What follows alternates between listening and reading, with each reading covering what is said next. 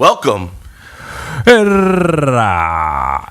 So, welcome to the Fresh Produce Podcast. What's up? Hello. It's another episode. Yeah, it's another Florida. week. And I was asking you today how many we got, and you said like 7, but one of them weren't that good, so we have 6. Well, Because this one would of be them, 7. 'cause one of them was just like, meh. Yeah, Okay. happens. Yeah. Sometimes it happens. Plus, it wasn't. It was too topical. Yeah, If and it's too topical. What I like is that these topical topics, you could play them at any time. They're just going to exist in the what I ether. mean by topical is mean like I think it means, and I may have it wrong, and I may have been using it wrong. It kind of has like a span of time to talk about it. Like it's being talked about now, you Right? know? And we're trying to talk about things that can be spoken about forever and have been spoken about for like a long time, Right. or you know, it's kind of ingrained in the history of Florida. I think what I like about our conversations too is that we not only talk about history, but then we talk about an underlying theme Yeah. that we can question about, and kind of hopefully you guys deliberate about it too. Like today, we're going to be speaking about a local Florida artist that was really successful, by the name of XXXtentacion. It was always confusing for me how to say his name. I think, considering the fact that Florida is such a weird state, well, maybe people that don't live here look at that, but for people that are always looking at Florida from another state or another country, they always think about Orlando or Miami, Right. and then there's always weird stuff happening here. But it's cool to finally get a music scene of several artists that are really, coming from the underground and developing to something big. It's kind of reminds me of like, what like Uncle Luke and the Two Live Crew did, and then there was another wave of like the Rick Rosses and the Ace Hoods and the DJ Khaleds, and remember that wave? Definitely. You can't get away from the DJ Khaled wave. You cannot get away from a T-Pain hook. You know what I mean? Or an Akon DJ hook. Khaled jumps in the water. He's making waves.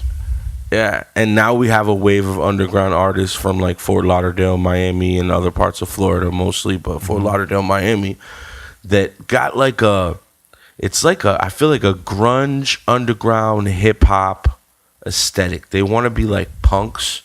The look is crazy. I mean, the name XXXtentacion is crazy. I like the way you say it. Tentacion. I don't really XXX extension. There's no extension. Everybody calls it extension, but it's XXXtentacion. Tentacion. And it's about I think it's like something sexual, obviously, but it's something sexual. It's about inhibitions obviously. or something like that. It's Latin for something like that. It was. Yeah, I heard him explain it, and I forgot what it was. Is it inhibitions? Is that what it was? And I can actually spell. It's Latin for something, right? Yeah. Yeah. It is. I'm sure he Googled this. Googled this. Did you mean Latin? Yeah, it's Latin. Put the word Latin, maybe? Temptation. Oh, it's right there. Yeah. What the hell? It was right there. It's giant. Did we super smoke big something right before there. this episode? look how giant it is. I guess it's temptation, right? Yeah, he's forever tempted. That's X is like, right? It's the variable X, so he's forever tempted.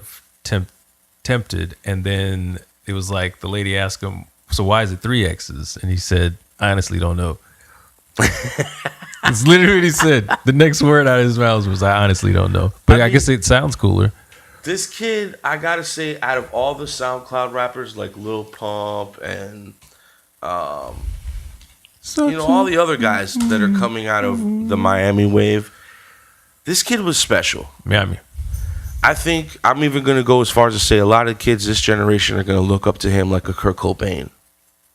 Okay. Because he touched on a lot of like, at first when he was coming out, he had a song called "Look at Me" that was really like 808 driven, and the hook was like, "Look at me, fuck on me, look at me," right? So it's just kind of sounds like a little Uzi Vert kind of like trap turn up, and he was blowing up right when he dropped his song, but he was in jail, so he couldn't really see the wave that was building. Mm-hmm. And then when he got out, he dropped the album all about like depression and, you know, self-loathing and love and suicide. But it was completely different. Even though he was maybe talking about the same stuff, the music sounded at the early time was just loud 808, just ignorant, young, so he's craziness. Like 17, right? Right. Yeah.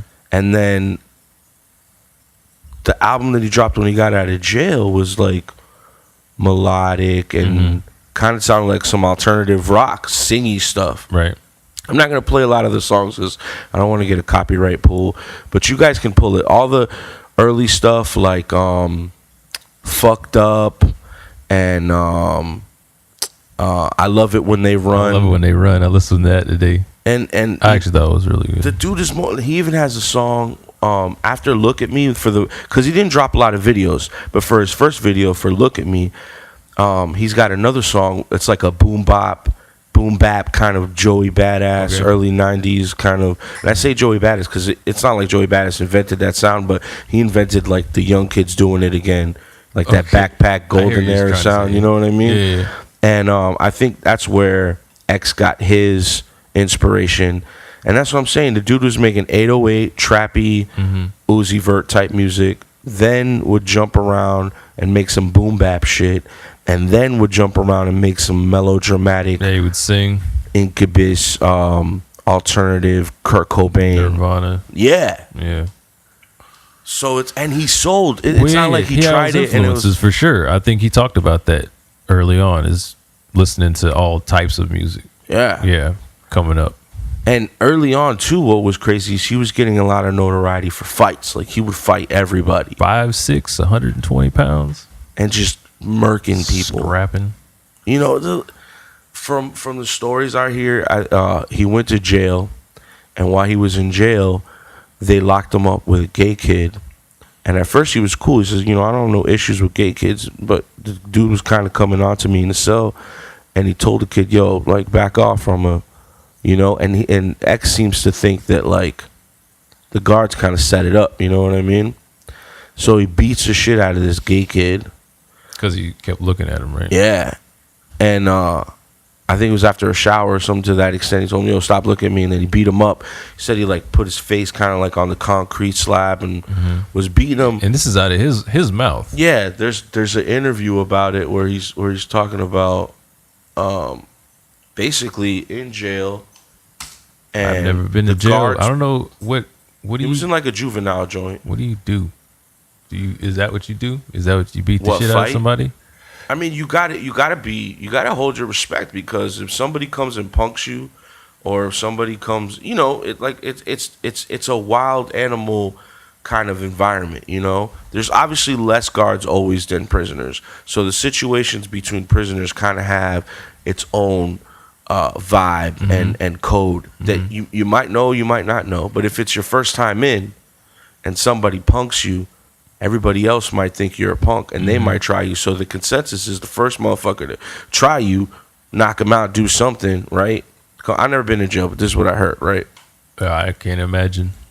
I mean, I can imagine, but it's just like I don't really know how necessarily I would react, because I got zero tolerance for a lot of dumb shit. You know what I mean? But I assume I'd have to have some sort of tolerance for some dumb shit if I was surrounded by a bunch of dumb shit. Does that make sense? Yeah. Like out here in the world where there's rules, and like at work when somebody says something, it's like, well, no, you know, blah, blah, blah, blah, because that's not right. And that's not how it works. And I can be professionally aggressive. I don't know, right? If that's even a term, you know what I mean? Because I know right is right, and this is how the world should work, and this is how it's going to work, because this is the way it should work. But in jail, things don't work like that, right? Or in different places too, different places in the world, things don't work like this. So you got to figure out how to have some sort of like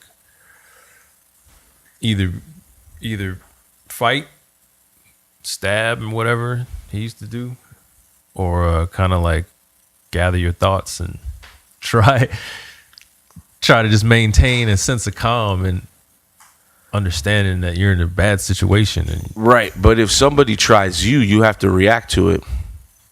Yeah, I guess so. I say that sitting here, right? I guess, right? That makes sense. But like, what if the motherfucker's like 7'2", 350 pounds? Do I just hit him in the eye, in the neck, in the nuts? I think you have to try, because even trying gains you a little more merit than just curling up in a fetus position and just like. No, you got to try. You're not gotta try. You always got to try. You got to try. I'm not saying you don't try. I'm just saying, what do? Do you just hope? You hope for the best? You just go and hope for the best? Or is there some sort of conversation that can be had there? I think it's a Jedi mind trick. It's about figuring out like what it is. His situation. What I'm saying, yeah, it goes to like a greater question of all the decisions people make during the course of their life, I guess, where you're presented with a moment and you got to react in a way. So you fight, you instantly like. Is that on down there? My bad, because the dog sat. Yeah. Okay. No, absolutely. The thing I'm saying is that you have two parents. You know what I mean? I think that is a condition too. Is like who you're raised by, right? Determines how you're going to react to a certain extent. I don't think part of it, yeah, for sure. The kid had a lot of parental. Actually, to start making music. Like, when do you actually start going hard with it? Music. I'll be thorough. Oh, this is not it. Hold on.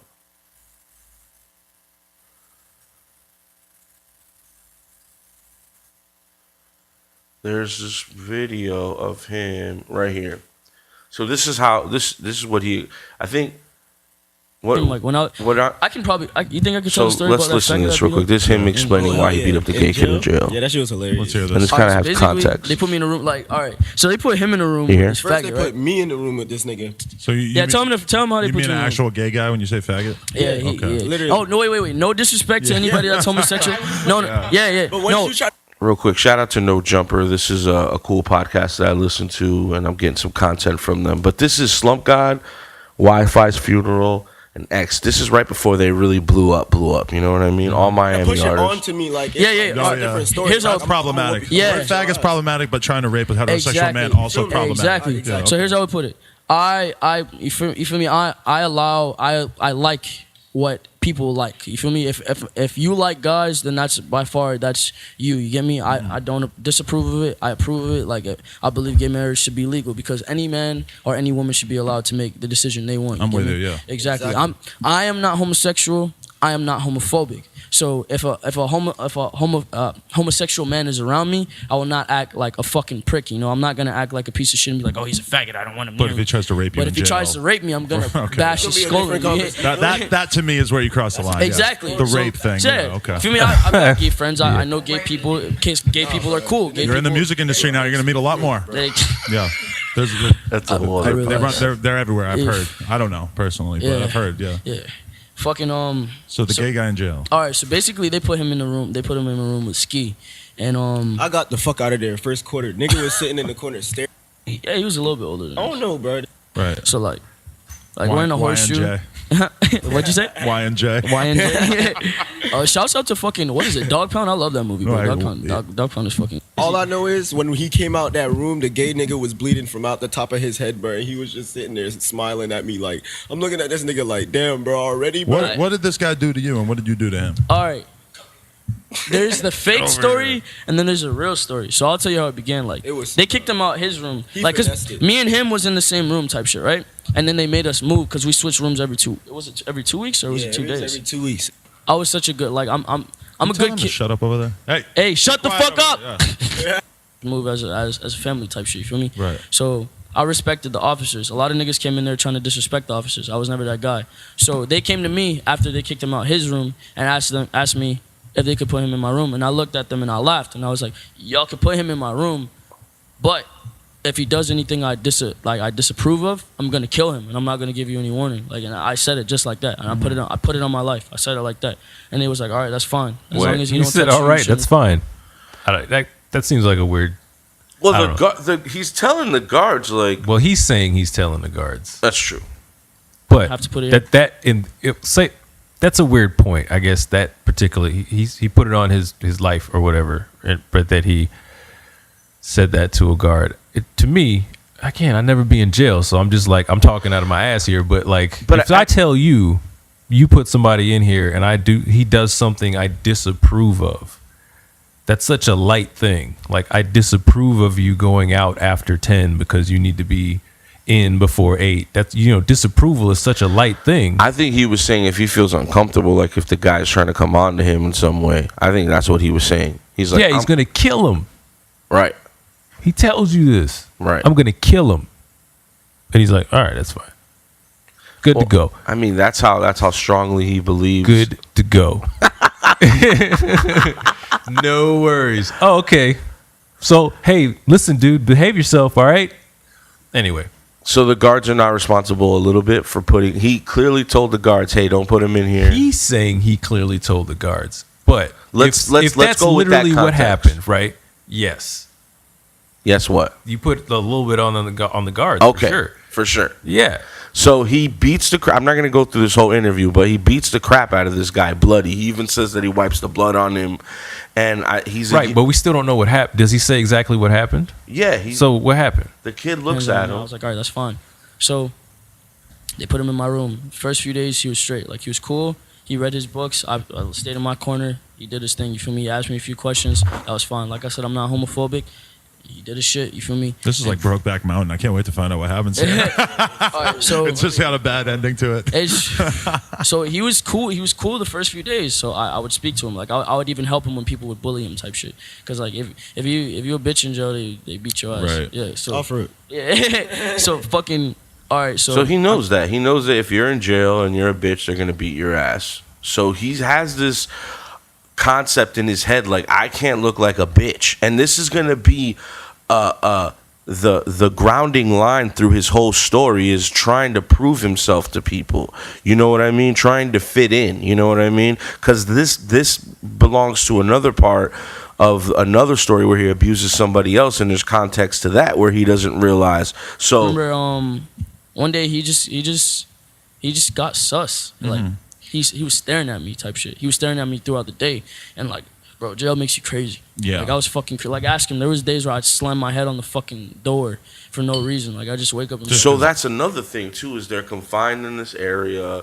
There's not a lot of, you know what I mean? I think that's starting to build pressure in his head. And then the kids he's definitely suffering from paranoia in some respects. That's what I think. You want to feel something. What the fuck else are you going to do? Like, And there's feel crazy numb. people in there. Yeah. We had this one kid that would just sit there and listen to the walls and think he's listening to music. And Deadass. changing You're around to so many shit. crazy people. So many crazy people start to rub off on you, bro. And like, I'm talking about, I had a full. Yo, this is before the fucking buzz cut on the side with the This is dreads on the before top. any This is face before any face tats, bro. I had a fucking. He's staring at me, type shit. So I'm like, yo, I warned you, and I laugh, because that's all I say. Right. I laughed and I said I warned you. So I walked out the room to go take my shower, and I came back in, and I was trying to calm down, trying to be kosher. So I turn around and I see this nigga staring at me while I'm putting on my jumpsuit. You So gotta be in a towel. You got to be in a towel in front of the nigga. You have to get naked in front of your friends, type Right. shit. So that's why it's better to be in a room with your niggas you fuck with. You feel me? Because if you Right. get a weirdo, it's uncomfortable. Yeah. So I go in the corner by the toilet type shit and tie on my jumpsuit, and I don't put it on all the way. I tie it around my waist, and I start beating his face in. Like, do you want me to be graphic with Yes. it? I grabbed his face and I put it on the corner type shit, because we have these like metal slabs type. Well, not metal. It's like concrete, right? Concrete. Yeah. It's like concrete slabs, like for beds. And then there's like a styrofoam shit on top of it. So I pulled off the styrofoam type shit and I threw his head on the corner and I just started stomping like his jaw in type shit. And then as soon as I did that, like, I remember like I just put his head on the corner and I started stomping on him. And then when I did that, like I tried to strangle him. Like I was. And long story short, I was gonna kill him type shit. because of what he did. Like, I just felt that? bro. He was just staring, bro. I was naked, bro. Like, he was staring at me. You feel me? So I started I'm strangling him, like. So I think it's one, he's uncomfortable for being in the situation with the kid staring at him. 2, he's going crazy because he's in the cell. 3, he's just young with no real guidance, and this is the concoction. 4, let's throw the guards in there, allowing this to kind of continue to brew when they knew that obviously the kid told them, hey, if this kid does something to me, I'm going to react, right?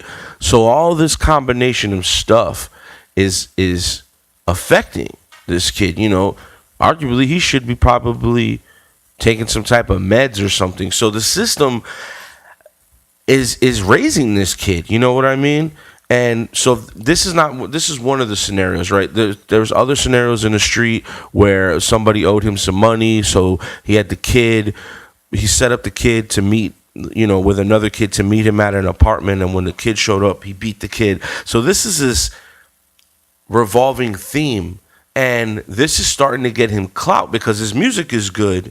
And he's backing it up with these fights and stuff. Mm-hmm. So again, he's getting stimulated by all these things. This is what's raising him, you know. Fast forward to he's with this girl, Geneva, and this is the love of his life. He's like 17, 18 at this time, might even be 19.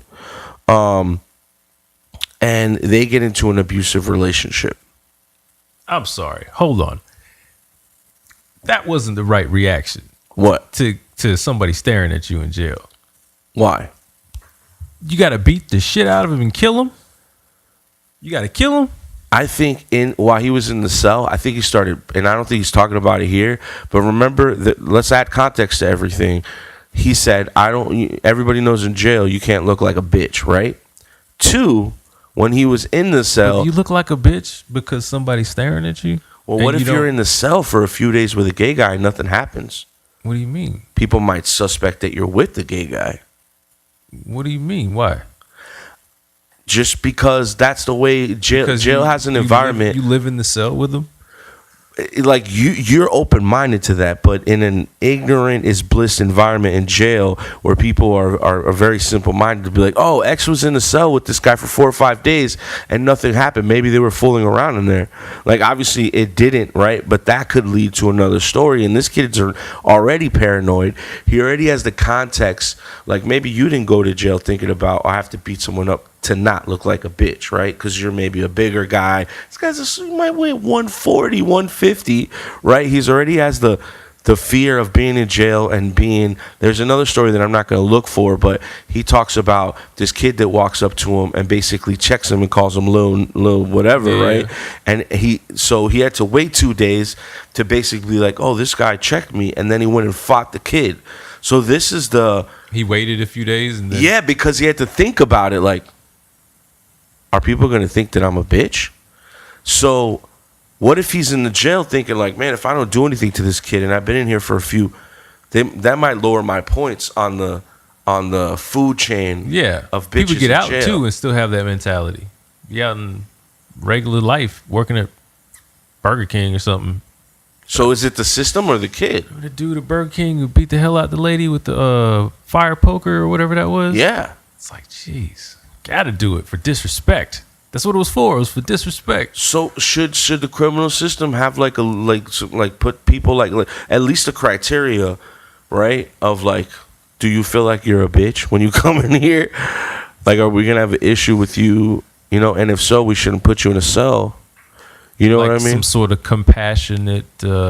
He doesn't know. He's so young. He doesn't. We're back on Norway again now. No, we're back on young. We're not on Norway. We're back on young. And what I mean by Norway, wherever you find this episode, is the law is very lax and they take care of. There's a rehabilitation. We're not even going to get into that. I'm talking about if you're a young man, do we set you up systematically to be a better older man, or do we continue to put hurdles in front of you to just basically leave you in disrepair? Yeah, you know what I mean? Right. No, and obviously, and you know, I would agree that there needs to be better, juvenile detention system or Well- some sort of like, and just overall, the whole, just all of it. Like we always talk about, it's got so many holes in it. There's so many problems. There's so many misuses of funds. There's so many wrong directions in trains of thought. You know what I mean? Where we're just trying to like get as many in as we can so that we can get X amount of dollars, or even with the children, how we, like you're saying, we definitely don't. Yeah, I'm talking about kids here. I'm not talking about full-grown adults. I'm talking about we'll focus little on kids. Because another charge that he caught, like I said, he was with this girl and he got some pretty heinous, abusive. So that's part of it too. And we kind of talked about this before. Is like, at what point is he not a kid?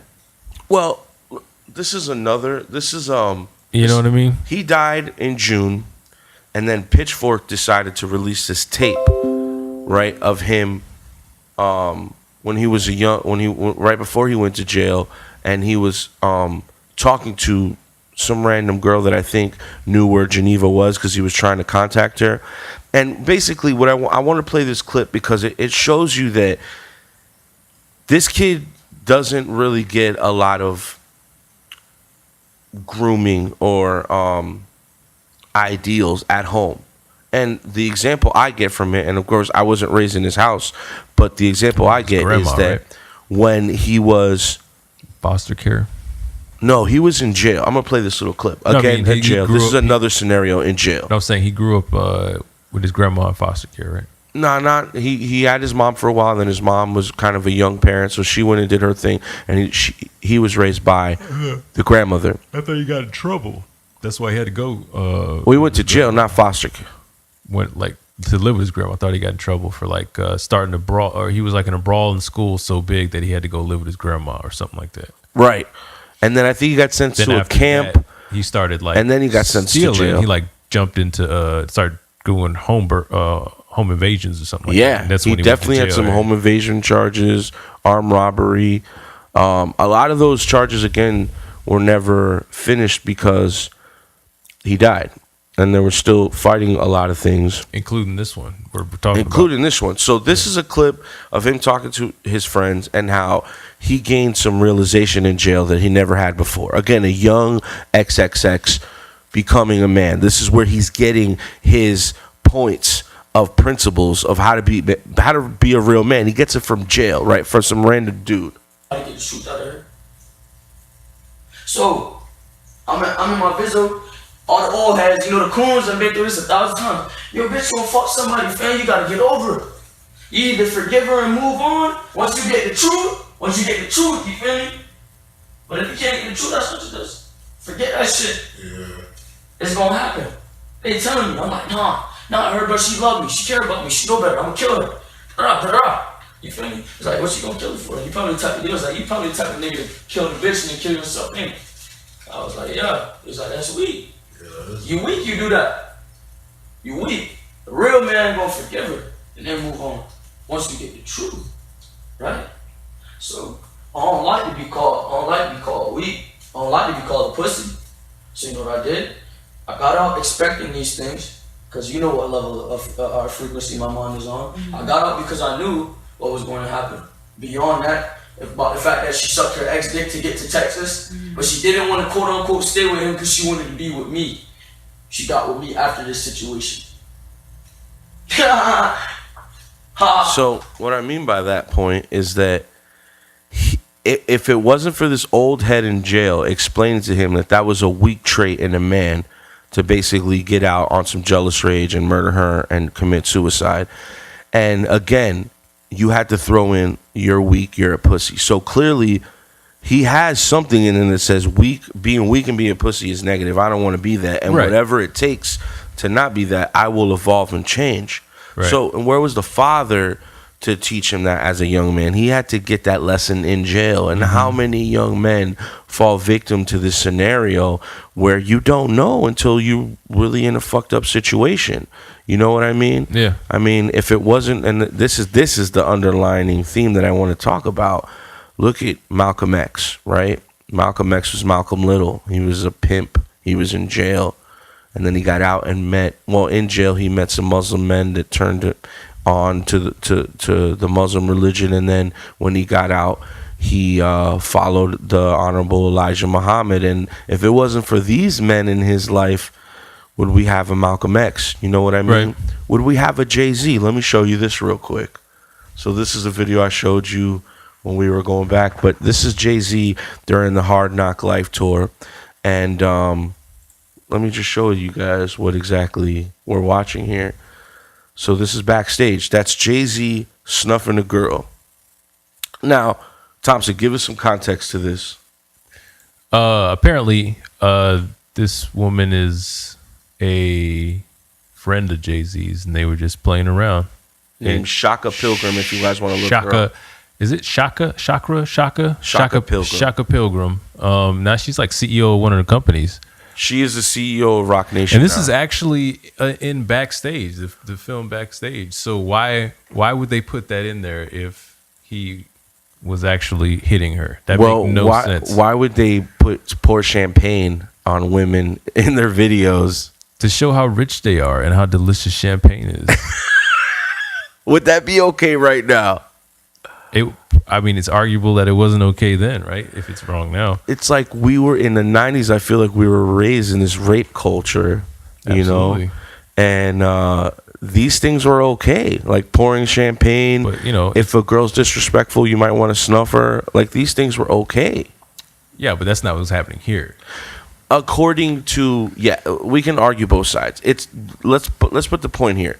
If this was you, would this be okay? No context. Like, you walk up and snuff Shauna.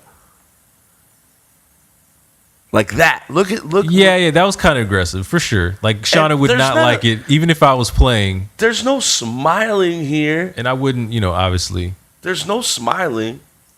I wouldn't drink. Nah. Nobody else around him is smiling. Yeah, this guy is. Okay, maybe that one guy. I'll give you that one guy. But what I'm saying is Jay-Z arguably is one of our role models. Like, a lot of people look up to Jay-Z. Beyonce, reformed crack dealer, turned his life around, almost a billionaire, I think now. Brought us Kanye West. Well, let's bring that back a little. Brought us the early Kanye West. Take it back. Brought us J. Cole. Right. Has done a lot for the community. Mm-hmm. Has evolved. I guess he's gotten richer for sure, but is he the same person? I don't know. I mean, remember the Solange video in the elevator? He didn't hit back, so he's better. I mean, he's evolved. Yeah, that's true. I mean, she was coming at him pretty hard. Hard. He had help though, right? There was a guy in there. There was a guy in there, but the guy wasn't really. He was half trying. I don't know who's the dude. Security? I don't even know who. I mean, what do you do when you're the security in the middle of that? You can't really. That's like the sister. You can't really hold. You got to kind of take it. Oh yeah, obviously. Especially somebody that size, right? That was a big dude, right? Where's the point that you are allowed to hit a woman back? I At think, that point, when she's being super aggressive, can you hit her? You're supposed to like shake her. No, I think if you feel like your life or your being is in danger, so if I'm not a big guy, but I'm a big guy, so I'm a tall guy and I'm not like malnourished, but I'm not big. So if someone's that's 4'11", 120-pound woman comes at me and she starts hitting me and it just isn't doing anything, then I'm not gonna punch her in her face. I'm just gonna like hold her back or just like, hey lady, chill out. But if she's Big Bird? What if she gets out and she's like a good 6, she's like a WNBA player, she MMAs. For real. Equal opportunity, dog. If you come at me and you're starting to like give me the business, I got to defend myself. I'm sorry, because there's plenty. Because that's the thought is, men are whatever superior physically, right, to women. In some realms of thought, but that's just. If you were to gather up all the men and put the top percentile of men against the top percentile of women, there's going to be a more stronger, because, physicality and whatever. But in that spectrum of dudes and girls, there's a ton of women that are going to beat the hell out of me, like drag me across the parking lot because they work out all the time, or they're just bigger than me, or they know how to fight, or whatever. I'm not a fighter anyway. You know what I mean? I'm not like a bitch, but like if she's into fighting and she works out and she starts working me over, I gotta do what I gotta do, bro. I gotta do what I gotta do to survive that situation. It's like, oh, you shouldn't have hit her. It's like, you know, she's starting. Hey, that was like kind of some snap in there. You better chill out with all that, you know. Because I've literally been in situations where Cosmo. I've been in situations where girls checked you? No, I lost it, Cosmo. I've been in situations where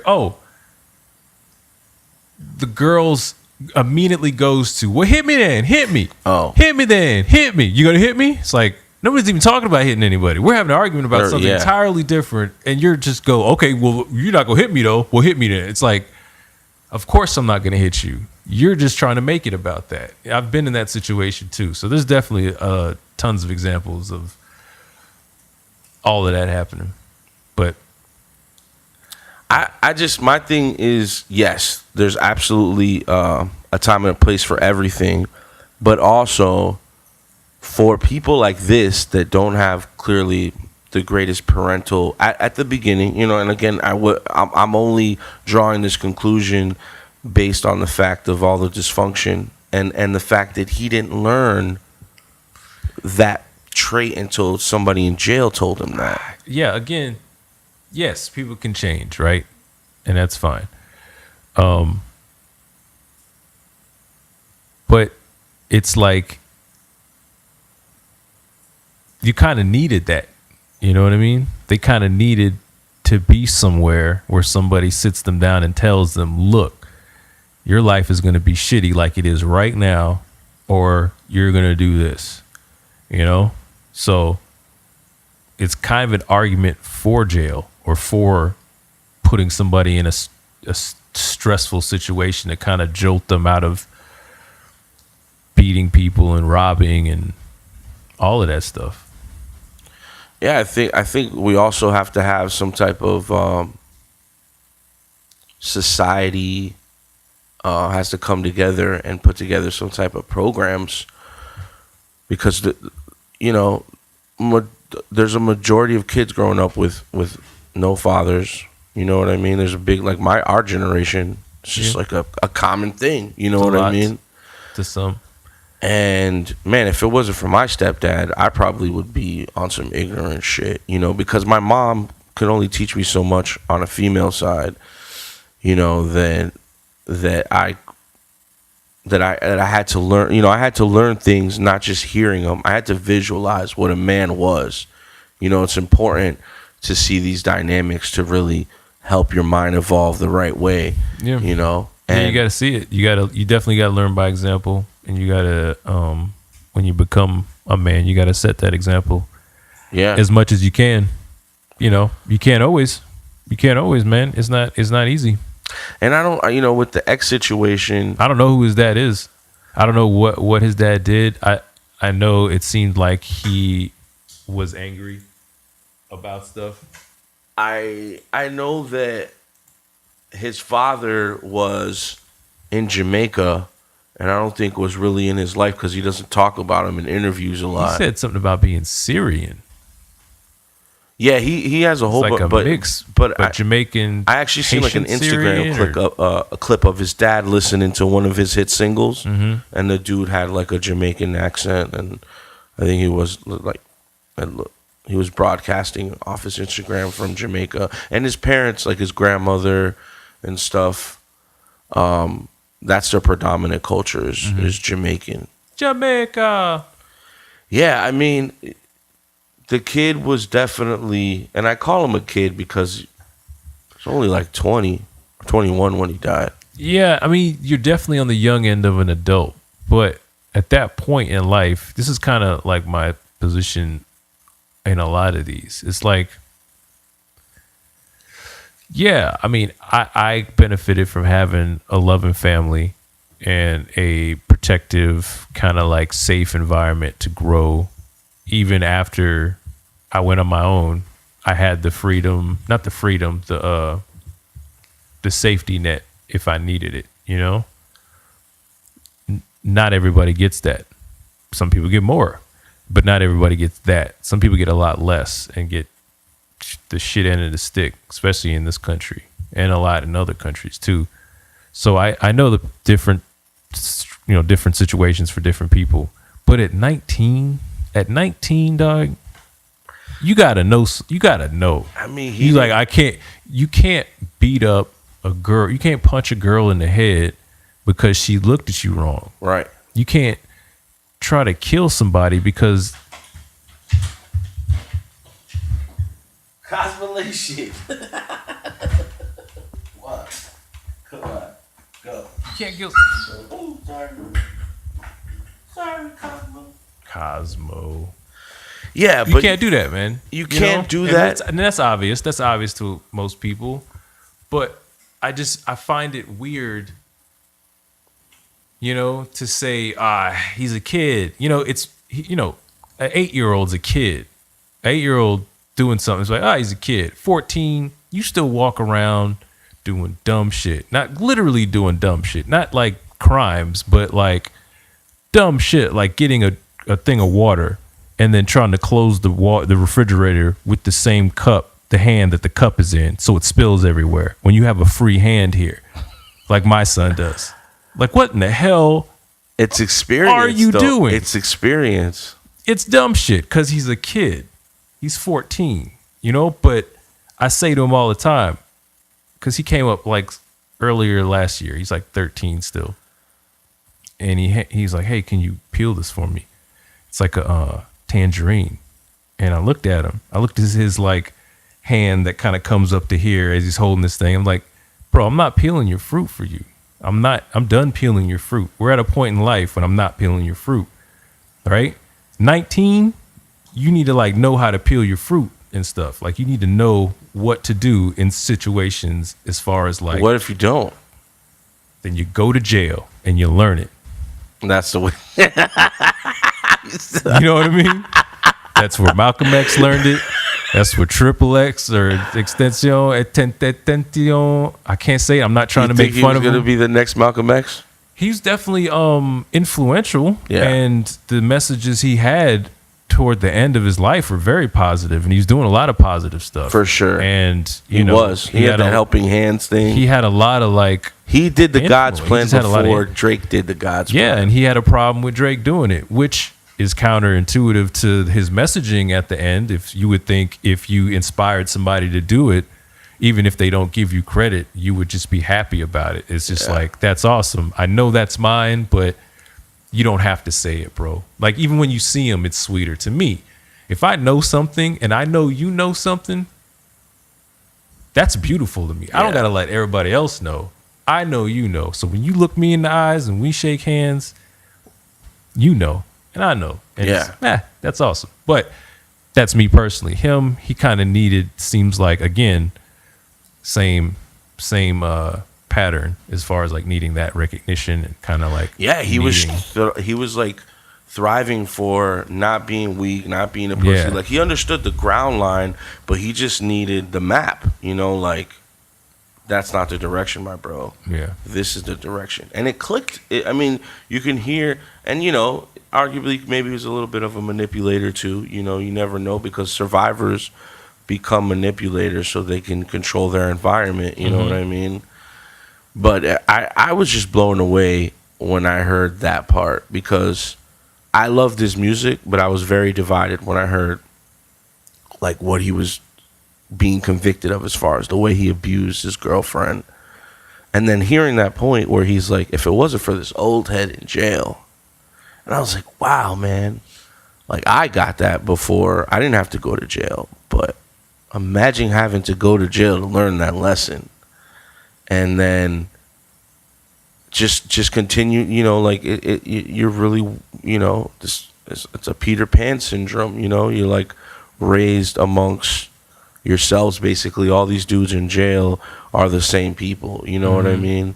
As far as, not everybody's the same person, but you get the circumstances of the majority of them Like, you know, me and you haven't been to jail, Right. but maybe it's because of our parenting. You know what I mean? Is that the determining factor of why people mess up all the time? Is just I don't know what the lack I don't know of what's parenting? a bigger percentage, if it's parenting, environment, money, education. I think parenting is what makes the world good or bad.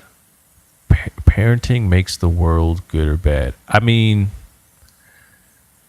there's an argument for that, right? Because you're creating future people, and if you create good future people that want to do good things, then that's kind of what they're going to do. That's the theory, right? So sure, I can get with that. Yeah. But there's also Jeffrey Dahmer's, where there's just chemicals in your brain that tell you want to eat people's faces or whatever, you know. And then there's also environment too, you know. You can have the best kids in the world. You remember that movie 187? Samuel Jackson. Remind me. He's like a teacher. Method Man's in it. He stabs him at the beginning. He's like a teacher in Oakland, I think it was, and he deals with this gangs, and at the end, spoiler alert, he kind of plays Russian roulette with one of the guys and blows his head off or whatever. Samuel Jackson Jackson, yeah. blows his own head off. His own head off because he's trying to teach him a lesson again as the teacher or whatever. It's just like, Wow. you can't scare me. You know, nothing you can do as a gangster is ever gonna blah blah blah blah. One of the kids in there was like a senator's son or some shit. You know, just one of like a rich kid playing gangster.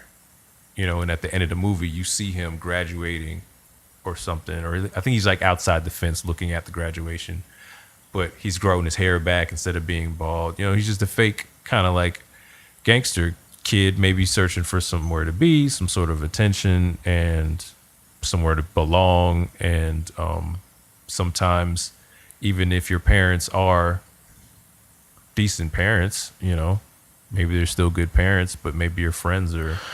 That's a great point too. influencing. Like, if your life is too good, sometimes those kids want to be bad.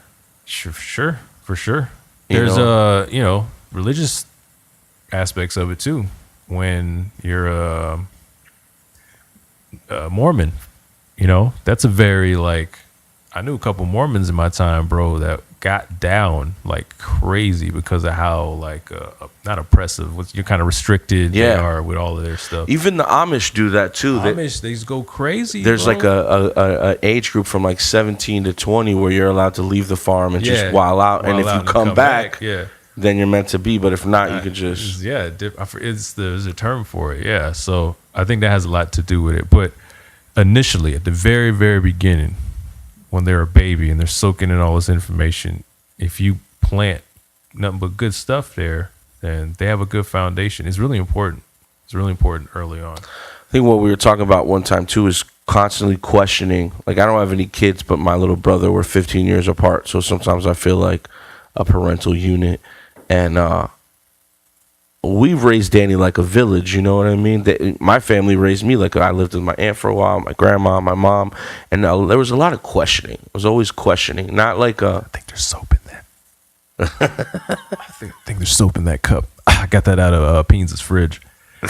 I mean, Peans' cupboard. I think My there's soap bad. in that. It's all good. Sorry, finish the At least you story. know it's clean. So's my stomach now. But, you know, if it wasn't for questioning, like, good, not like always like, are you guilty type of questioning, but just like, like, what do you think about this? Conversations, Yeah. You gotta What do you think about this? You got to be there and ready to receive information, ready to give information, and then. So how's that one? Is that real soapy too? No soap in that one? Nope. Oh, they gave you mine. I got yours. The glass cup. You gotta get the glass cup. You gotta always be trying to just dig around, man. You know, it's like you till soil, just sort of dig around, and it doesn't have to be about bad stuff. I ask about bad stuff, but in and around that, I ask about right now silly bands. You remember silly bands? No. This just these little bracelets that are like rubber, but they're in weird shapes, like stars or whatever. Just trying to bring back silly bands. I like bringing comedy into it. Like, I always say, hey, you have any condoms left? What kind of condoms? You know what I mean? Like, making taboo subject not taboo, you know? Yeah. one-on-one. One thing my mom always told me too, when I was growing up, I would think I was 10 years old, and we were at my grandfather's house, and it was like a Sunday after a Saturday of partying with the family, like the whole family was over the house. Mm-hmm. And I happened to wake up because everybody was like sleeping in. And I remember there was these little Budweiser beers that were like this big, and I thought it was like a kid beer because I seen everybody drinking. It's a kid beer. It was like it was a travel beer, you know, on the airport. Travel beer? Yeah, they used to have them. Anyway, Who the fuck travel I was beers? about to open the beer, and my mom creeped up like Mr. Deeds, like she just was like appeared, like I was like, where this lady? The guy, John Turturro. Yeah, where he used to just appear. Like, how did you? Better be sneaky. Where did you come from? And I started to feel that warm feeling that you feel when you're a little kid when you're in trouble. Like your whole body's like, oh man, I'm in hot water right now, bubbling. And she was very nice to me. She sat me down. She put the beer, and I can remember her bringing. I was 10, so she brought a whole bunch of things to put them on the table, which later on, growing up, figured out that they're drugs, right? And she's like, this is cocaine, this is weed, this is pills, this is all this stuff. I was like 10 or 11. I was young. And I think my grandpa died when I was like 11. So it had to be before that because I was at his house. So it was like 9 or 10. And she's like, this does this, your uncle does this, I do this. You're, really explaining everything. And after she was done explaining everything, like what a upper was, what a downer, all these things are, she said, do you want to do any of this? And I was just like, no. Like, I knew it was wrong, because she told me that people can die from it and all those things. And I was like, no. And she's like, come on. And I was like, no. And she's like, anytime you want to do any of this stuff, you come to me. You don't go to the streets because you can get poisoned. You don't know what you're getting. And I'll help you get the stuff you want if you choose. Like, you don't want to, I respect that. But in the event you do, and I swear to God, I didn't try weed till I was like 18 or 19, I didn't care for drinking beers. Like, I would have a little bit of wine here and there during maybe some champagne during Thanksgiving or Christmas, but it wasn't a taboo. It was accepted if I wanted to. Now, when I was like 17, I had a little bit of baggies and a scale in my, not really because I was selling, but more because I wanted to make sure I wasn't getting ripped off. She thought I was selling and kicked me out of the house, because that was just the line. Like, you want to do shit? Cool. But no, you're not going to be selling this shit or flipping this shit or whatever, right? That's a crazy story. And that crazy is the wrong word. That's an amazing story. It is a crazy. Anybody that I ever tell that, they give me that same face, like, damn, you're 9 and your mom's bringing all this stuff to the table and stuff. Yeah, I thought it was nuts when I was 12 and I was laying on the couch after my family flew from Florida to Germany to visit my uncle for his 50th birthday. So we're in Germany and I'm suffering from jet lag and I'm laying on the couch and I wake up and my mom's drinking blueberry schnapps. Right, she's just sitting on the couch watching TV. My uncle comes in, drinks a little shot, and he says to her in German, he's like, "What's up with this one? Not drinking, right?" And my mom was like, "He's 12," and he was like, "Yeah, so why isn't he drinking schnapps? Because over there, drinking schnapps at 12, that's nothing. That's just what you do, not like drink it, but like you do 2-3 shots, you'd be all right." I thought that was crazy. But you're talking about your mom was like, so anybody want to do some crack, buddy? Buddy? Yeah? No? Cool. I think this is right before crack. This is, but in retrospect, it worked, I guess, in a way for you. You don't do crack. You're not addicted to drugs. You've never been addicted to drugs. You've had the option of being addicted to drugs, and you chose no because you were given whatever. But I don't know. I guess some other people in that same scenario, given that same option as a 10-year-old, would have just been like, boom, I did it all wrong right there and shit. You know what I mean? And maybe, I don't know.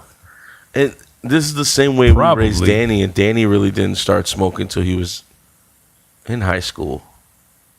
So 17, 18. Yeah, because when I met him, he really didn't smoke like that. So I was blowing down. I was the blunt master. Yeah.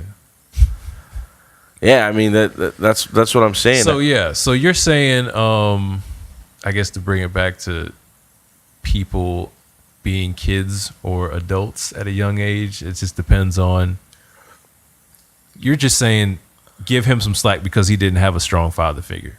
Well, yeah. Give them the overall let's some slack. Create an environment in society that we're more accepting as like an overall tribe to the young people in our society. That you know? make mistakes. We're talking about that make mistakes. Yeah. Including beating. Everything. We have to be more accepting so that they become better adults. What if they keep reoffending, though? Well, then, yeah, throw them in jail. But He's a reoffender. But let's say he was doing the same thing at age 25 to 30. So you give him 5 years. Well, there should be like a safe net, you know, like 5 years is too long. Too long with what? You said 25. He's 19, 20 when he's doing this stuff. It's hard to pick a number because everybody matures differently, but we have to. Nah, we can't be doing that. We can't be like, all right, when you do it in 6 months, but you do it in 2 years. No. Well, if you go to Chicago right now, even though the violence is less than it was in the early 90s, same gang violence is going on. Mm-hmm.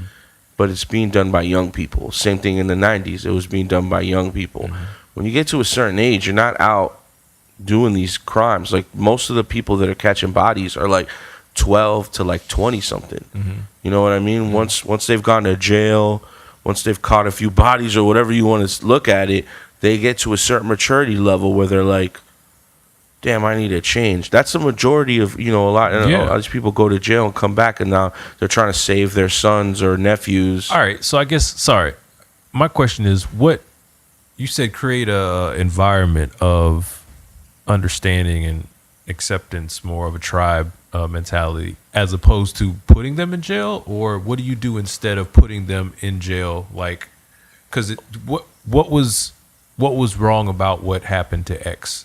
I think we take the criminals that are in jail, the same dude that went to X and told him, hey, you're weak for wanting to commit suicide and kill your girl. People like that, we need to incentivize, like make them the commissioners of, because they're only getting so much from the jail guards, right? And then when you look at a jail guard, it's an authority figure that you might not respect because it represents somebody that's oppressing you in jail. So even within jail, the older people, we should mandate these things like, hey, like, let's say you're a lifer, you're never going to get out of here, but we're going to give you a sweet kind of situation in your cell and stuff like that because you're going to be here forever. Protect the young and teach them so that they're not in here doing that, and maybe that'll kind of be a better environment for recidivism, or anything that like. Let's create an environment in jail for specifically young people, 25 and younger, maybe even 30 and younger, where we're constantly, giving them tools and resources to change. If they don't, then they're going to be in jail for the rest of their lives. I'm sure there'll be a small percentage. But I got to think that already happens. Does it? I don't know. I don't know at all. I don't think but so. Something like that, it seems like should already be a thing. It's not. Where it's somebody that's been there and that isn't getting out, and the warden or whoever, I don't even know if they have wardens still. They do. All my information about jail is what I read on the internet and Shawshank Redemption. Yeah, me too. I love that movie. There got to be somebody that's like, hey, Earl, you've been in here 30 years. You killed 3 dudes, and because your wife ran a train with them, and you killed your wife too, and you're here, and now this guy's coming in and he's beating his wife for the same exact, or girlfriend for the same exact thing. So talk to him and try to tell him. So that's the OG, and his incentive is getting a nicer suite, getting the best of the food.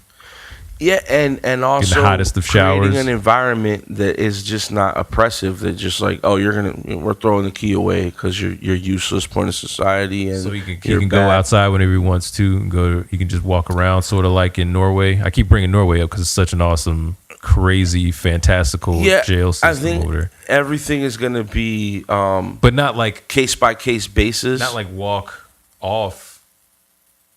Like, no, you're murdering people. Obviously, you're not going to walk off the thing, but you're just sort of free to be if you're one of those, like, look at Tukey Williams, you know, he was writing children's book and stuff like that. Like, if you're starting to paint this narrative about yourself and you're doing this thing, obviously you're not going to be let out of jail, but let's help people like this out. Like, I think that's the real work here, you know, and it'll give, not everybody, but it'll give certain people purpose, you know what I mean?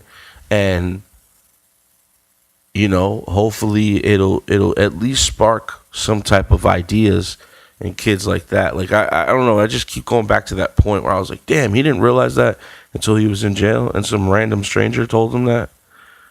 Yeah, it's sad. It's scary.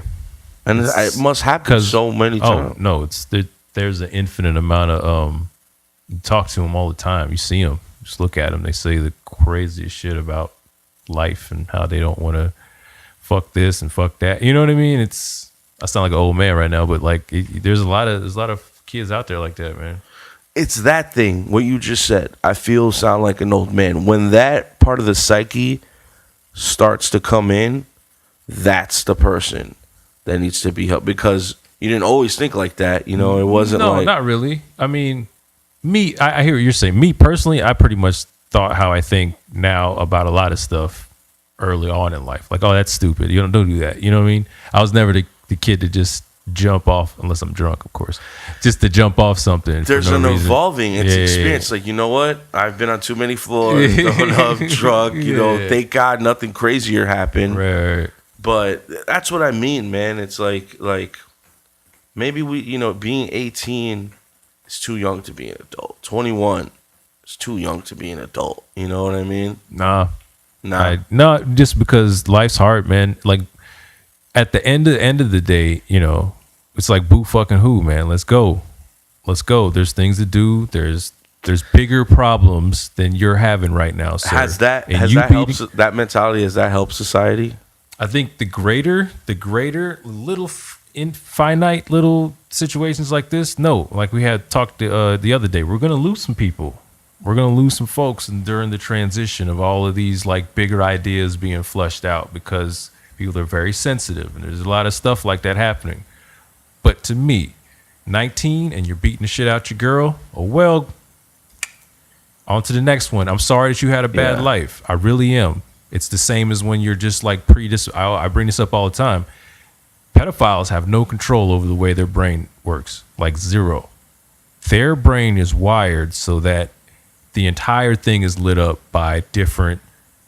The serotonin and all that goes off by different things. One of them being some terrible shit. Yeah. But the moment they act on it is when I'm like, fuck them. You know what I mean? Sorry, but fuck them. I'm sorry you got dealt that hand. I'm sorry your daddy didn't love you. You know what I mean? My biological father, I haven't seen him either. Yeah. I had a very good upbringing with a great stepfather. So I got lucky. I recognize that. But you can't go around beating up people for no reason. You can't go around stabbing people because your daddy didn't love you. You can't. If you do, you go to jail. And then maybe you learn a lesson and come out and make some prolific music. And, you know, teach some kids that are younger than you, that are 12, 13, listening to your music, going through the same shit. Maybe you could teach them not to. It's the ever-going story. It's a cycle, man. Yeah, it's cyclic. It's cyclical. There should be some type of education in elementary school. This and credit. They should teach you about credit. They should teach you, because who the fuck knows about credit? Who the fuck knows about paying taxes? Like, yeah, man. Until you get slapped unless in the your face parents tell you, yeah. You know, and who teaches you how to, you know, control your emotions and all like that? That maybe it needs to start at that level. My girlfriend currently does mindful mornings, where she does stretching and breathing exercises with the entire. Is that something she just came up with, or is that part of the curriculum now? They do it. They do it in that county, and then it's not something like, it's not like a brand new idea that she thought of herself, but she's the first to do it at her school, you know. So, but but it's teaching the kids to deal with their emotions. Yeah. It's such a hard thing to do. I do it all the time now, and I've been doing it for about 5 years, trying to like hone in on, with meditation and affirmations and different positive thoughts and recognizing it's harder, or it's more challenging to do it with negative stuff, like somebody not liking a design I did or something and having a thought about it that isn't something I agree with, but being aggressive about their thoughts. You gotta like control your emotions, sort of back to being in jail when some huge 7'5" dude comes at me talking about, can I get your cornbread? How am I going to react? Am I going to punch him in his face and be like, nasty nah? Nate? You know what I mean? I'm somebody's bitch. Or am I going to... That was a half-baked reference if you guys want to go look at that. I don't even want to... If I have to explain that to anybody. And if I'm just going to give up my cornbread, you got to like really take into account a lot of stuff and like take internal, like how much do I care about this? So we need cornbread? yoga in jail. Not yoga. Yoga's great, but once you start calling it yoga, it gets spiritual. Right. It becomes funny too, and like people jailhouse yoga. Fuck out of here. I mean, I'm on death row for killing 30 people. You want me to do yoga? yeah, but they, you just to be mindful. It's very simple, and people, they'll laugh at it and stuff like that. But I am here to tell you that stuff works, and the universe is real and all that stuff. I'm not talking about religion. I'm not talking about God. I'm not talking about none of that shit. I'm talking about vibrations and wavelengths. What you affect and what affects you. Just thinking about it and taking into account what's happening right now. And I think folks would benefit from it, especially if they did it every morning as a child. It's really just, it helps. The tree of life. Yeah, I was wondering what that was. Is the tree of life? I think so. What is that? It sounds religious. I don't know. We'll look it up in the comment section. Yeah. Well, that's an hour, so that's the XXX episode. Well, we didn't even get to his death. We didn't talk about him getting his death. You don't want to know? Well, yeah. We know what happened, I guess, but like, I mean, the case is still ongoing. He was basically at a he took $50,000 out of the bank to go buy a motorcycle. So he was at this place called Riva Motorsports, and he was there for about an hour or two with another gentleman, I think a cousin or something to that extent. Not to mention he pulled up in like $180,000 BMW Louis thing. So I think what happened was that when he was in the store, there were another two gentlemen that were in there too. I realized who he was.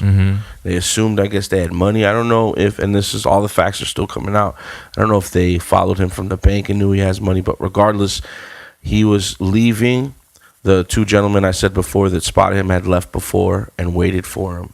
And when he pulled out, they pulled in front of him and with two guns basically tried to rob him. He put up a fight and was not trying to give up the bag and got shot twice and died, I think, right on the spot. They pronounced him dead at the hospital, but there's some video that was circulating. I'm not going to play. Yeah, of course not. But what about those folks that took out the video and just got like video of him? I mean, that's the age we live in. It's unfortunate, but I think he was already dead. I think who he was, the notoriety. I don't know if I would pull out my phone, but I could see my little brother pulling out his phone. It's just the system that, it's the era that they live in, I mean, like when the car pulls up, I pull out your phone, right? And when they're shooting, I have the phone out. But once you're like after the fact, dead, yeah, and he's just like laying there, that's just like, ooh, what do you even? I mean, I could see like me being a videographer and a documentary or whatever, making music videos, all the things that we've done. I could see myself kind of in some way. You don't even use that in any videographer document unless it's And even if it's a movie, you don't use an actual dead body, like an actual dead body, unless you're making like a Holocaust documentary or like whatever. You don't think that we would want to see the Tupac thing? Some people do. There's a market for it, but I'm saying if you're like a documentarian, you're not playing in those markets. No. You know what I mean? Yeah. You're not playing in those markets. You're playing in the YouTube market where you're not going to show dead bodies like where the kid Logan Paul, whatever, got in trouble for the hanging or whatever. There were so many other videos of that same scenario where people were in there. It was just because maybe his notoriety. Again, there. you're playing in a circle that you're trying to like, you know, you're trying to be professional or whatever, you know, so you're not going to be using that video. But I guess, I mean, TMZ posted it. I know, and that says a lot. It says a lot. It does. I think it's just the era we're living in, man. You don't just show people's dead bodies. You know what I mean? I get the ethics of it, and if it was my little brother or somebody personal, I wouldn't want that video. I get that, but we just live in a society where everybody. I watched a video like I don't know how many times, just like, yo, is he really dead? Is that real? You know, conspiracy starts to go in your mind. Like, what's this video? You know, all these different things. I think it was important to see that video to see like, yo, he just got shot and killed, because it could have been a conspiracy thing. And especially with like I get like just a regular, you like with famous people or whatever. It's famous, man. It's a whole other context to it. We're Involved a little bit, because you know you put yourself out there like that, and then you're kind of stuck with that. But it's messed up for sure. Lame. It's lame as hell, man. It really is. You just there's no substance to that, really. I guess other than knowing that for sure, for your personal sake, for whatever that's worth, because what is that worth? Like knowing for sure that he's dead? I don't know what that But means. it's the same thing as wanting to see the surveillance footage. Mm-hmm. Is that okay? Sure. Why is that okay? Because there's no, like, that camera was put there, you know what I mean, to survey and make sure it's safe. You pulling out your camera and getting footage of it is next level, like, weird. You know what I mean? To get him just laying there dead, that's weird.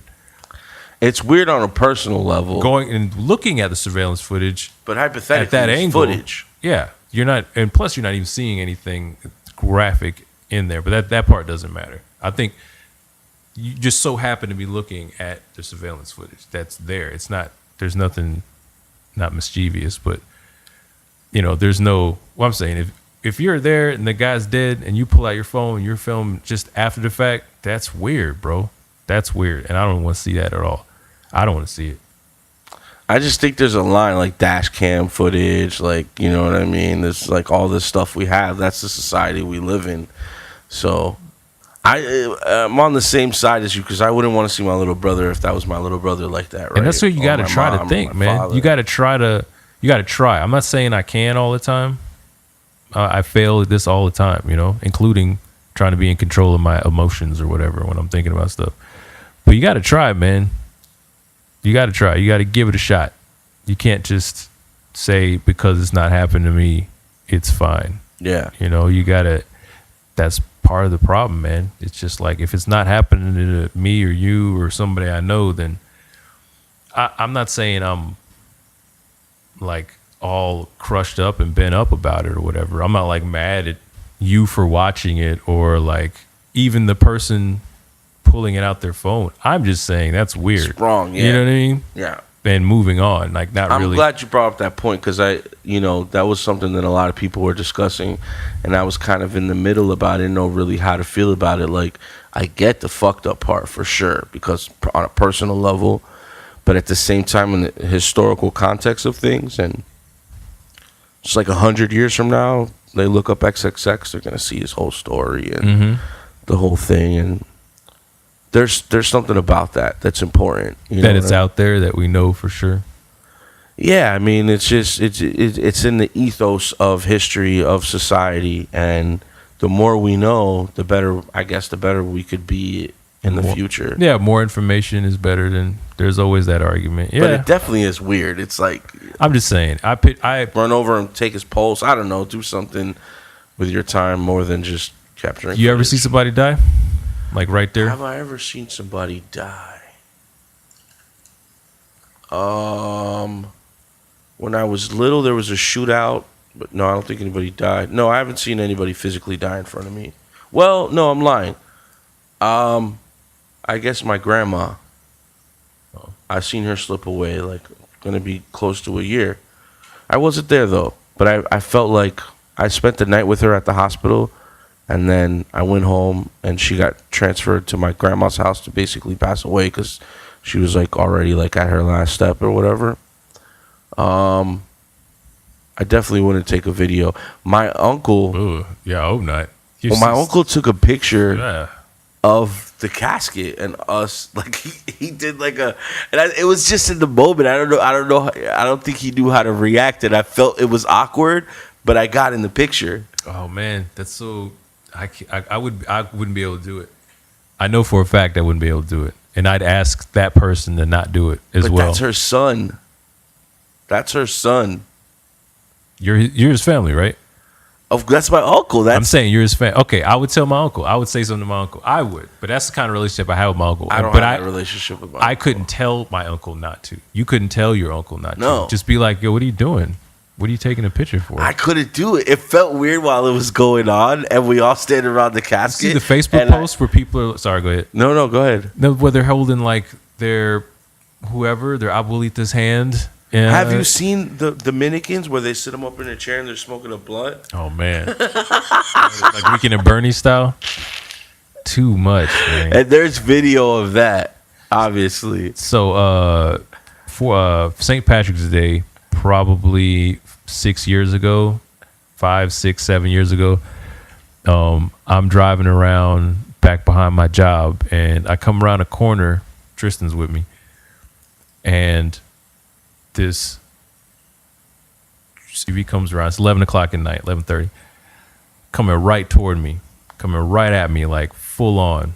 Right before they hit me, they swerve back to the right. They hit you, though. No, they come so close, and I can see into the window, and they're arguing with each other. It's like so fast, but it's slowed down. Yeah. And they're like arguing with each other. It's like, wow, but they're like drunk, like, wow, I could just see it right now. She's like, wow, la, la. That's all I saw, right? So she swerves, hits the curb, flips, right? So I turn around, pull back over here, park up, walk there, and I come around the side, and the driver's head is first of all, the SUV is on its side like this, right? With the wheels pointed out. The driver's head is over here, but the rest of her body is inside of the head is off? It's not off. It's pinned. And she's trying to She's still alive. yeah, she's trying to so I'm standing there, and you could see the sunroof, and you could see the blood coming out. You know what I mean? Oh my God. And then you see her, and I thought it was her moving, but it wasn't. It was her friend stepping on her. That's why she was moving, because she was stepping on her, trying to get out the car. So that lady, we helped the lady out. So our friend passed. Her friend passed, yeah. No pictures taken. You know what I mean? 0. How many people showed up to the scene? It was A just bunch. you? No, it Yeah? was a bunch. It was like 10 people there, cops and all that. There was a big chase because Tristan has the other part of that story where he chased the girl. So I'll tell as much as I can. So the girl's moving, right? And the girl's stepping on her to get out. I get her out. She pushes me, right? She says, "Get away from me," or something like that. And I'm like, what? You know what I mean? You're your friend. And I'm like, oh, okay, she's jacked up. She's drunk. So she starts to walk. I'm like, where are you going? Your friend's dying over here. Where are you going? She was driving. The friend was driving that's dying. The passenger's walking away. Oh, the driver's, okay. So what are you doing? Your friend's dying over here. You're walking away. Tristan's on 911 behind me, right? Limping because he's got a bad ankle. So he's like doing this number behind me. And I'm walking behind her. He's talking to the 911 operator. Tristan says to me, "You have permission to stop her." I stopped where I was at. I stopped where I was, and I was like, "Nope, I'm going back to the car because my black ass is not walking over there and tackling that blonde white girl in the middle of this neighborhood." I'm gonna let you do that. He goes, I got a bad ankle. I said, you'll be okay. And I walked back to my car because nope. But he has a second part. He has the rest of that story where he like chased through stuff, trying to like not physically bringing her, but like trying to just come back. What are you doing? You know, your friend's dying or whatever, and being on the phone with 911. Such a crazy story. But did the girl get arrested? No, she didn't at all. I think she got upset that we said that she left, but she left, so whatever, you know. That's crazy, man. But her story is that she didn't leave, even though where they found her was blocks away from where the accident happened. But whatever, nothing happened. I guess I don't know. She shouldn't get arrested. I don't think.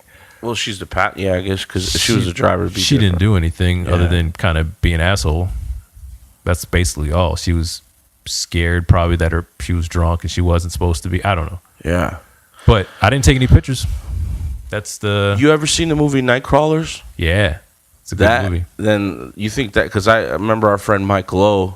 I'm not saying he dragged anybody's body, but he told me crazy stuff like that where he would show up to accidents and he was a freelance filmer for certain news stations. Stringer, yeah. And he would have to show up. If you guys haven't seen Nightcrawlers, there's another movie about freelance news guys. Jiggly. Yeah, they show up Jiggly Hall with cameras to basically cover, accidents and any other crime that takes place. But in the movie, the character is actually positioning the body. Yeah. He shows up to accident, the car's flipped over, and he positions the body so that it just looks better aesthetically. He can capture the story.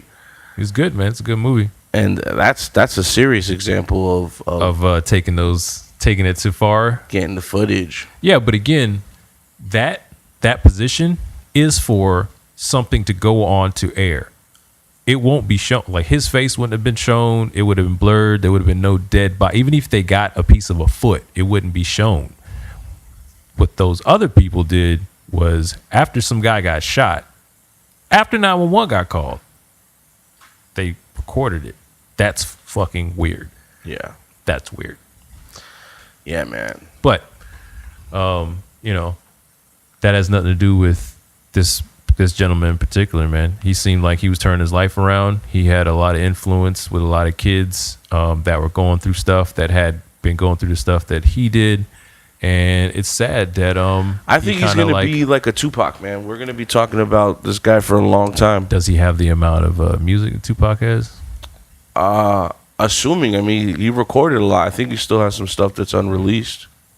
I mean, it's really early to say something like that, but all the little things there, super young, died super early. Did Tupac have a whole bunch of people in different cities, like because I remember when he died, LA, there was like 3,000 kids in the streets. Phoenix, Texas. There was even a gathering at Lake Eola with a few hundred kids. Did that happen with Tupac? I don't know if it was a few hundred, but I know he had some, yeah. There was a few hundred kids in Lake Eola because Danny went down there with another guy named Danny Towers, is like one of X's associates. Oh, sorry. What I meant is in different cities besides Oh, okay. Because Tupac was all over America when he died. You know what I mean? Right, but whether I don't know if it happened all over America with this kid or not, or if it was just Florida. It was? Yeah, that's what I'm saying. There was a riot in L.A. There was like 3,000 kids that showed up in L.A., Phoenix, New Mexico, like a lot of places. Mm-hmm. There were gatherings, vigils. In L.A., it turned into a riot because the cops showed up. That seems to happen a little bit in his events too, right? It's like turns into something else. They got a lot of energy, man. The kid. There's stuff that we didn't touch on because our whole thing was just discussing the fact if you're really like analyzing kids like this and seeing if they were going to mature into somebody like a Malcolm X or a Jay-Z. He could have very well been because he made the same mistakes, right? But there was just so much legendary things. It's like Malcolm X, Jay-Z. What? It's like Malcolm X, Jay-Z. Malcolm X and Jay-Z, same type of influence, and I would say so. I don't know how I feel about that exactly. I think as an entertainer, for sure, Jay-Z's influential. Culture-wise, definitely influenced a lot of stuff. Culture-wise, business-wise, he's made a lot of great business decisions, and I'm sure through the business aspect of it. He's done a lot of like philanthropy. It's a hard word for me to say. People follow But Jay-Z as social change. yeah, Social change. yeah. At a level of a Malcolm X. I think so, because kids in the 80s and 90s that were heavily influenced with being drug dealers can look at him and be like, wow, this is a reformed person that left the streets, became a very successful businessman. So he is not reformed at any degree, though. Like, he didn't go through the system. Yeah, he got arrested He didn't. for stabbing somebody. Yeah, he didn't get arrested for drug dealing, though. No, he was smarter than that. But that's Yeah, what I'm yeah, saying. yeah, There's a yeah. lot of people that have made that leap into something else and become successful. And Yeah, he took the money he made. I'm a there. businessman. Yeah, he Like, took the money there and put it somewhere else. he's influenced arguably the same amount of people. Now, To socially, be good, to be like smart drug dealers. no, to be smart businessman. And Yeah, to be, and again, I said that. Yeah, for sure. Like, he's a great businessman, and culturally, he does a lot. Great music, the way we dress, I mean, culture, all of that. Yeah, for sure. But as far as like being a great example for a young person, besides being good at business, like socially, his story is it. Like Malcolm X also did, what about the terrible story of OJ, stuff like that, right? The story of OJ, that's more like game for me as an adult, right? It's You know what I mean? influence. It is, and I just when you say Malcolm X, Jay-Z, I don't know. It's just Well, Malcolm X arguably, right, influenced his generation of African American and minority, because I'm sure he influenced, like, I'm Spanish, Yeah, he yeah, influenced me, right? yeah. To be proud of their culture, to be equal to the white man, right? Mm-hmm. So that's what he left in society, right? To be, you don't have to be an ignorant black dude from the streets. Like, you can evolve past that. And Jay-Z did the same thing. He was from the streets and turned his life around. Now, was he, systematically, socially doing things like Malcolm X? No, but it was a different time. You know what I mean? And that's my phone in the background. Don't worry about that. And it sounds like a morning, Yeah. a morning Morning talk Channel show or 9, something. Yeah. Yeah. Welcome to the morning talk show. Hang up. So what I'm saying is that he was able to systematically influence a generation of young men to be better. Same thing as Malcolm X. Different missions, but culturally, like Jay-Z, we went from big ass clothes, jerseys and stuff to wearing button ups. When Change clothes. when Jay-Z, when know. Malcolm X got out of jail, right, and he started preaching or whatever it was, or public speak. Was it preaching still? He was still a preacher, right? Yeah, soapbox.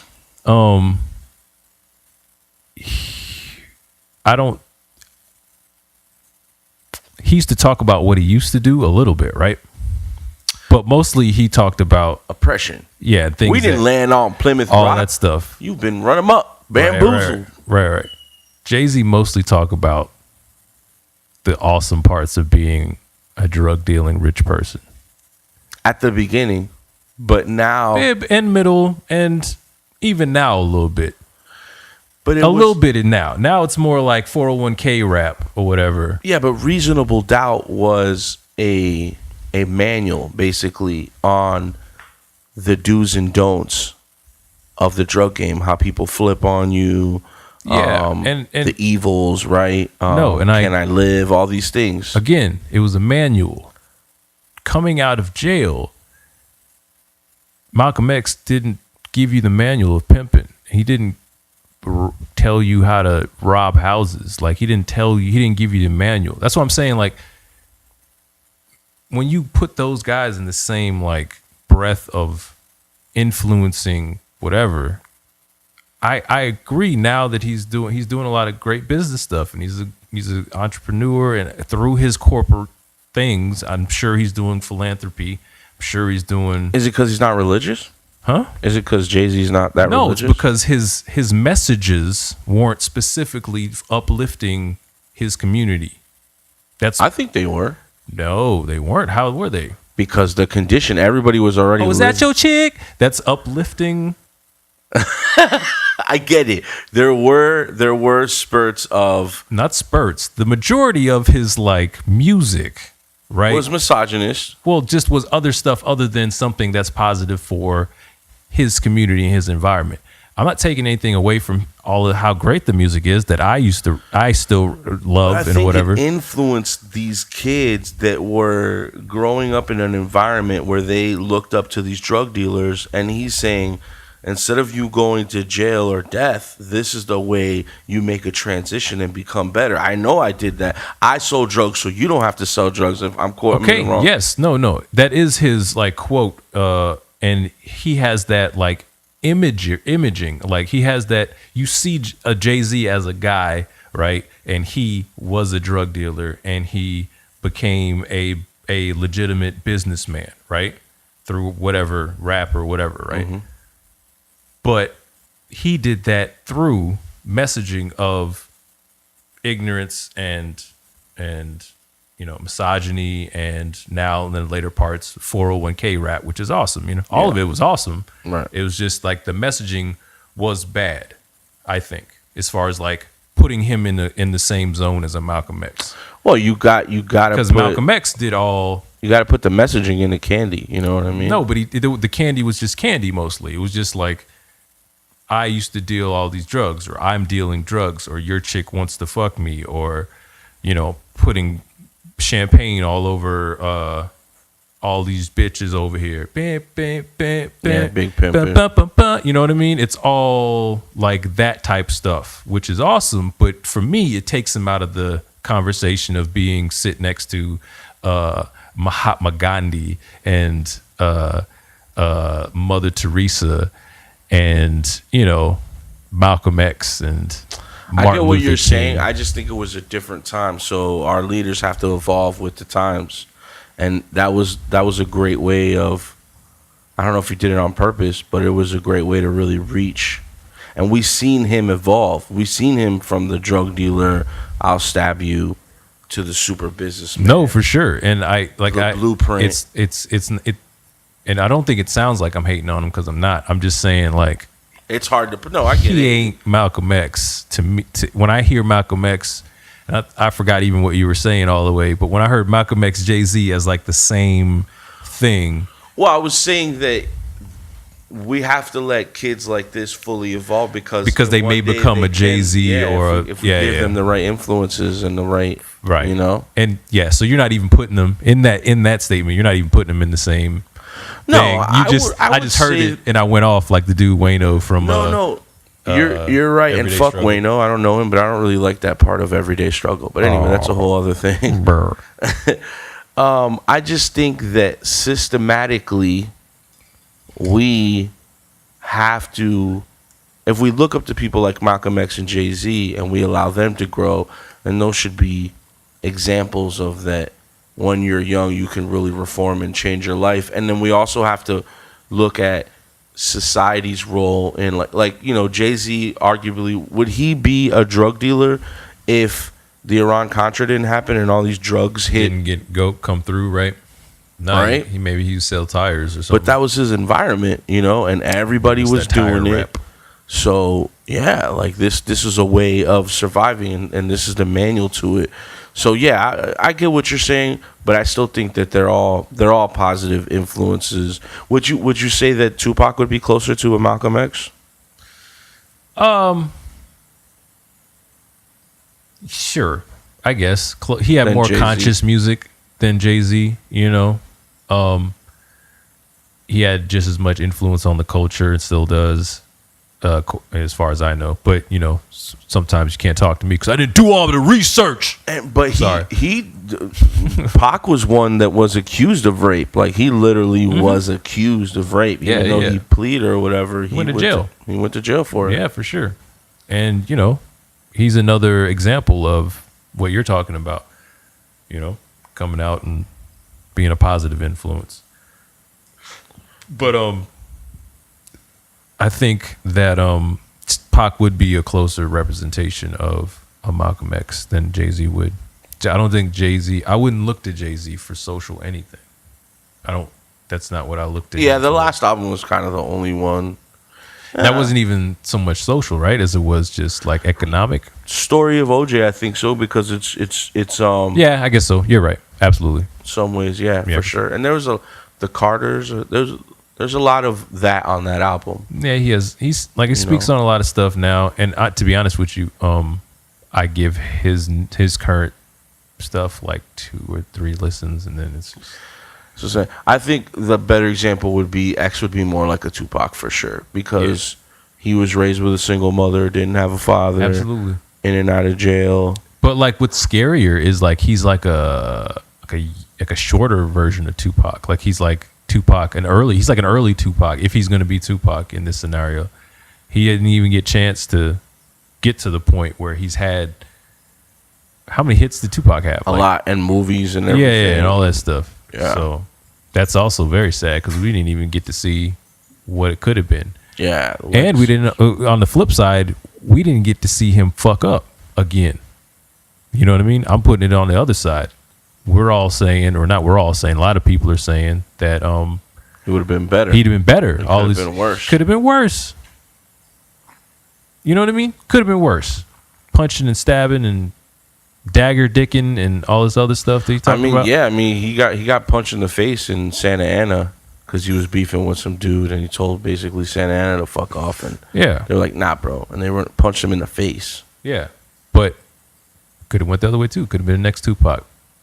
I was a fan in the way that I was a fan of any other one-hit wonder. You know what I mean? I'm not saying he was a one-hit wonder. I'm saying that's the way I was a fan of his. Like he had a song that I liked. I listened to a couple of other songs. He had some extra shit that I didn't pay attention to. Yeah. It is what it is. I definitely was heavy fan when the first stuff started coming up. Even before I knew about the Crazy, that's where my divide was. I really liked his music, and then when I found out about the abusive stuff, I was like, damn, Yeah.